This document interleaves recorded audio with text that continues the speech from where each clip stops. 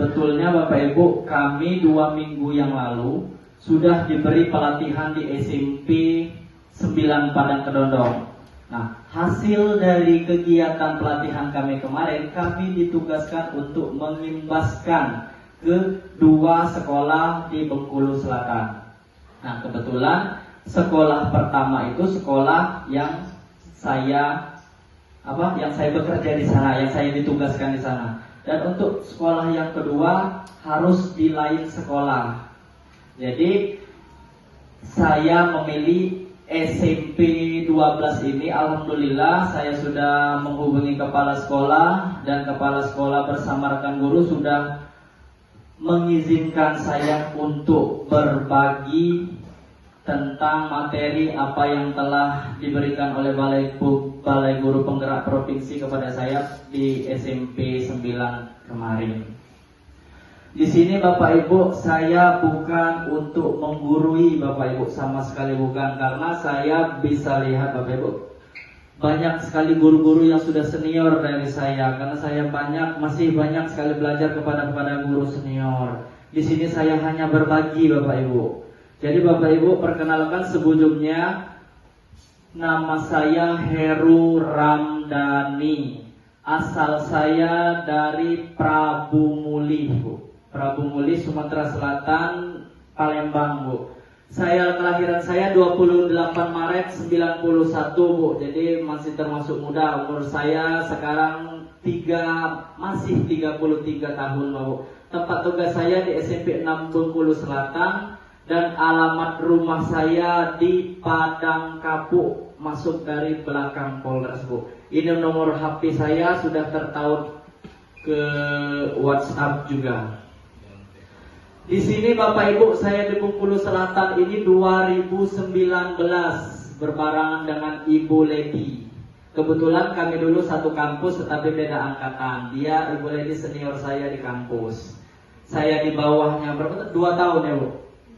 Saya di bawah Ibu Lady 2 tahun di Universitas PGRI Palembang. Lanjut. Nah, sebelum kita masuk Bapak Ibu, ini sudah saya buatkan kesepakatan diskusi kita hari ini, yaitu yang pertama, peserta aktif dalam kegiatan.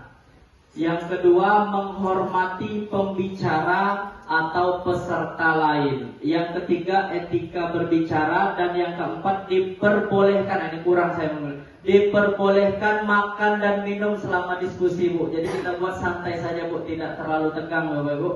Terus raise hand jika ingin bertanya, mengangkat tangan jika ingin bertanya. Jadi Bapak Ibu, kami sudah menyiapkan snack. Jadi kalau mau sambil makan, kalau mau sambil minum, kita persilakan. Ini Bapak Ibu, saya ingin bertanya, apakah kesepakatan diskusi ini boleh ditambahkan Bapak Ibu? Atau misalnya mengangkat handphone di luar ruangan, boleh? Ada yang mau menambahkan kesepakatan diskusi kita hari ini, Ibu Lady? Boleh ditambahkan. Kira-kira apa Ibu Lady yang akan kita tambahkan selain yang saya buat ini? Boleh diangkat di luar ruangan. Yang jelas yang ini, Bu, poinnya diperbolehkan makan dan minum, Bu. Jadi kita santai, Bu, ya. Lanjut, Bu. Lanjut. Kebijakan kurikulum merdeka. Oke. Bapak Ibu, sebelum kita mulai, saya ada penyegaran sedikit, ice breaking kalau kata orang, ice breaking sedikit. Jadi ice breakingnya adalah mengikuti angka atau menulis angka 3, Bapak Ibu.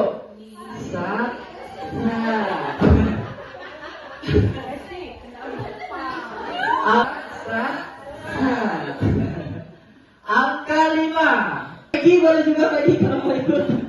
Angka 7. Boleh dilihat di layar Bapak Ibu. Sebelum kita berdiskusi lebih lanjut tentang kurikulum merdeka, saya ada pertanyaan atau pernyataan. Jadi nantinya, Bu, saya akan menayangkan pernyataan. Jika perlu menerapkan kurikulum merdeka secara serentak dan berada di tahap siap atau mahir. Apakah pernyataan ini benar? Salah. Coba jawab sendiri. Kenapa kira-kira? Ya, karena setiap sekolah itu pasti berbeda. Pendidikan atau kepala sekolah, benar atau tidak? Benar. Wah, hebat sekali. Benar, berarti benar-benar kurikulum satuan pendidikan ditetapkan oleh lulus, tidak harus berbagai ini. Sensori yang terintegrasi untuk mengoptimalkan pemenuhan kebutuhan tumbuh kembangnya. Lanjut. Ini hasil dari proyek penguatan profil Pancasila atau P5 adalah pameran hasil karya peserta didik. Hasil akhir P5 adalah pameran hasil karya. Apakah benar atau tidak? Benar atau tidak?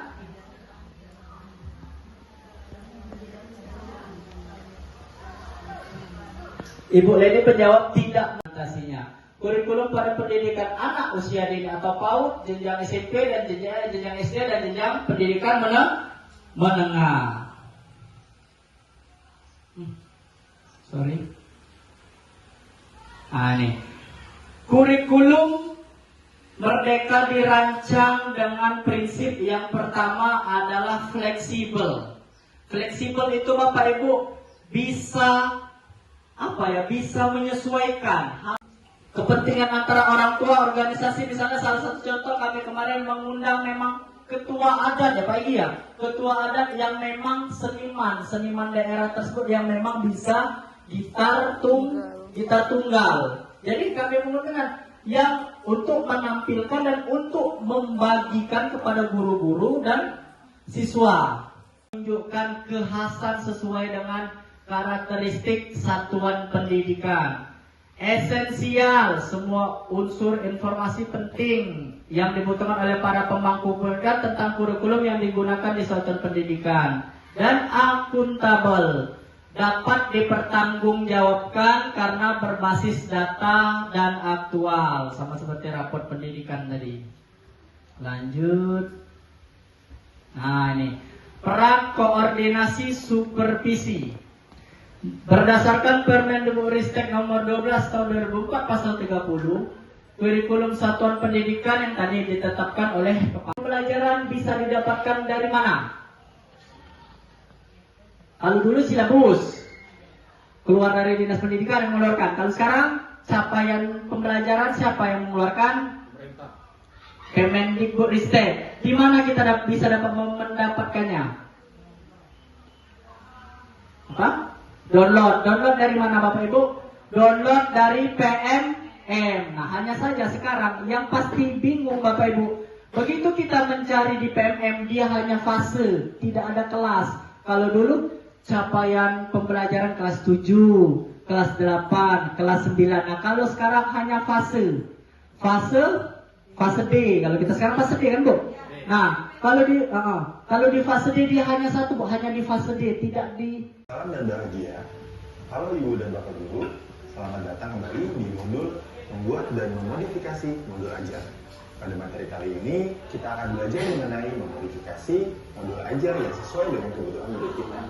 Video ini akan menggunakan mata pelajaran. Ibu Nur adalah guru kelas 3 SD dengan jumlah murid sebanyak 32 murid. Di antara 32 murid di kelas tersebut, Bu Nur memperhatikan bahwa 3 murid selalu selesai lebih dulu saat diberikan tugas menyelesaikan soal perkalian. 3 murid Bapak Ibu ya. Karena dia tidak ingin ketiga anak ini tidak ada pekerjaan dan malah mengganggu murid lainnya, akhirnya ia berinisiatif untuk menyiapkan lembar kerja tambahan untuk 3 anak tersebut. Jika anak-anak lain mengerjakan 15 soal perkalian, maka 3 anak tersebut Bu Nur menyiapkan 25 soal perkalian. Menurut Bapak Ibu, apakah strategi diferensiasi yang dilakukan Bu Nur tepat? Tepat atau tidak kira-kira Bu? Dengan cara menambah tugas untuk 3 anak tersebut. mendapat tugas. Misalnya dia kan termasuk anak yang pintar dari dalam kelas itu. Nah, jadi setiap diberi anak itu selesai duluan terus Bu, karena soal itu mudah bagi mereka bertiga. Nah, karena masalah seperti itu, Bu Nur ini mensiasati, Bu Nur memberikan soal kepada anak itu lebih banyak lagi dari yang lain. Tepat atau tidak kira-kira? Tepat. Boleh kita lihat jawabannya.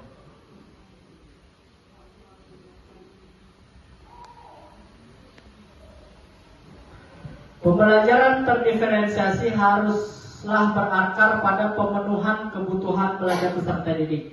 Dan bagaimana pendidik merespon itu? Dengan demikian, Ibu Nur perlu melakukan identifikasi kebutuhan belajar atau asesmen awal dengan lebih komprehensif agar dapat merespon dengan lebih tepat terhadap kebutuhan belajar peserta didik, termasuk ketiga murid tersebut. Situasi yang sekarang sudah diketahui adalah 3 peserta didik tersebut memiliki kemampuan di atas rata-rata anak yang lain. Dari segi konten, Bu Nur dapat membedakan tantangan untuk 3 peserta didik tersebut. Dari segi konten dia dapat membedakan. Misalnya dengan jumlah soal yang sama, namun memiliki contoh studi kasus yang tingkat kesulitannya lebih tinggi.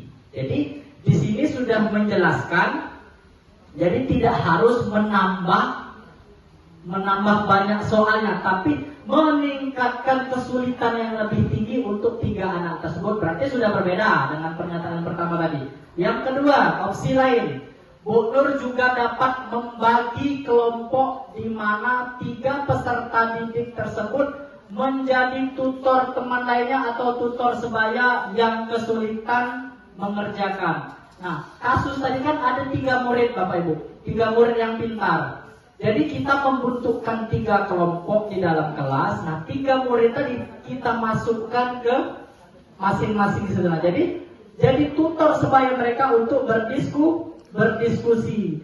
Jangan sekali Bu, karena banyak Bu miskonsepsi bahwasanya pembelajaran diferensiasi ini adalah harus misalnya anak yang pintar, yang pengetahuannya pintar kelompok ini, sedang di sini, kurang di sini, dan kita melabelkan.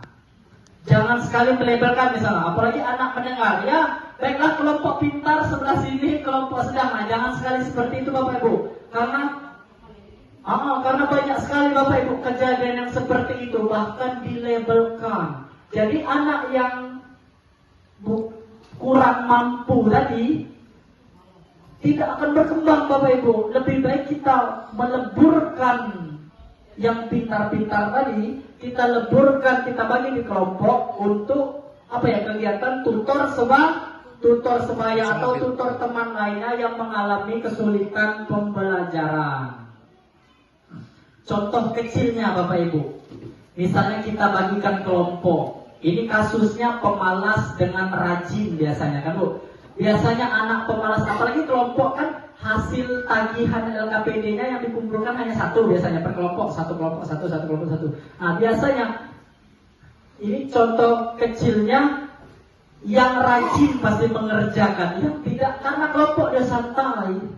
Taunya namo aku ada di situ. Nah, makanya ada kegiatan